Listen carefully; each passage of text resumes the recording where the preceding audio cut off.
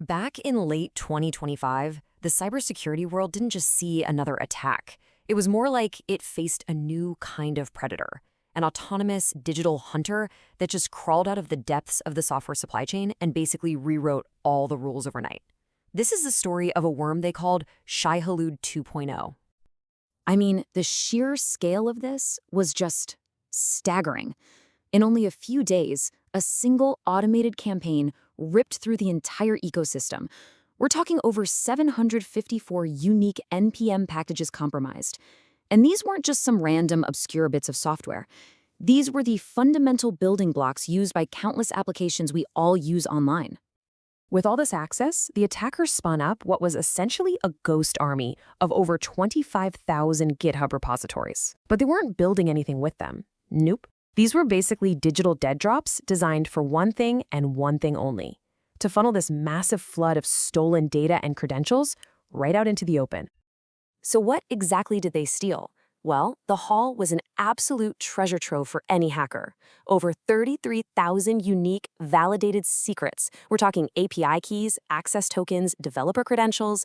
Look, these aren't just passwords. These were the literal keys to the kingdom for thousands of different organizations. So you can imagine the blast radius was just immense. Over 1,195 organizations were confirmed to be hit. And this wasn't just a problem for a few small startups. The victim list included major banks, government agencies, and some of the absolute biggest names in the tech industry. Okay, so to really grasp why this was such a big deal, you have to throw out the whole idea of a simple hack. This was something completely new. It was like watching the birth of an autonomous entity, a kind of digital life form that didn't just attack our software ecosystem, it actually became a part of it. Yeah, security experts are calling it the most significant supply chain attack in the history of NPM, and that is not hyperbole. What made Shai-Hulud 2.0 so different, so frankly terrifying, was its ability to self-replicate. This wasn't just a breach, it was more like a digital plague. So the big question is, how did this even happen? To really understand the threat, we've got to look under the hood.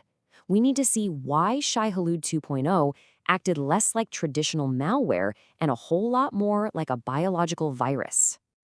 At its core, an NPM worm like this is a malicious package that just goes rogue. Once it finds a host, it doesn't need its creator anymore. It becomes this self-sufficient agent of chaos, autonomously infecting other software, stealing secrets, and republishing compromised versions of itself, all without a human operator anywhere in sight. Its lifecycle is just a masterclass in malicious efficiency.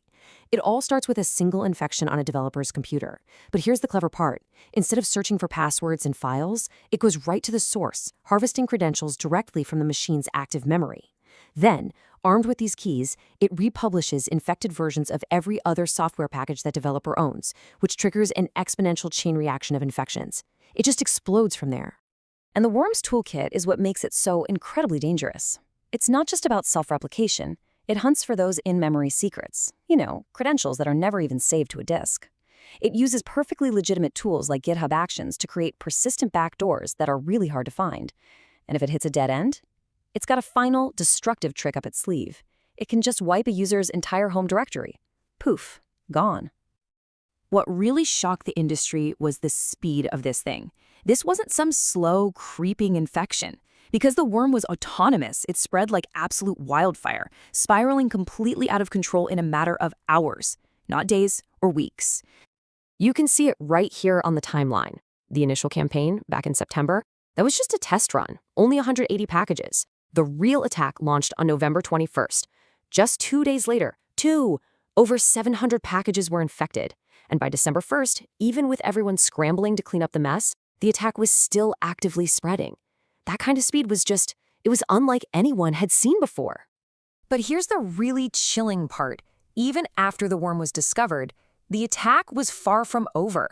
As of early December, a staggering 60% of those stolen developer tokens were still active.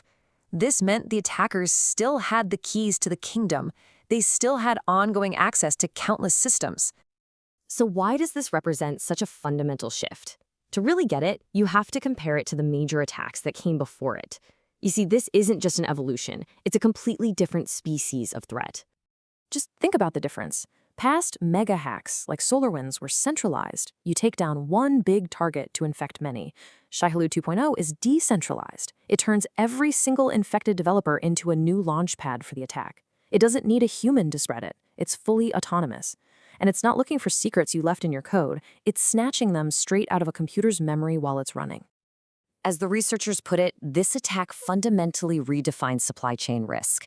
The takeaway is stark. Our old models of trust are obsolete.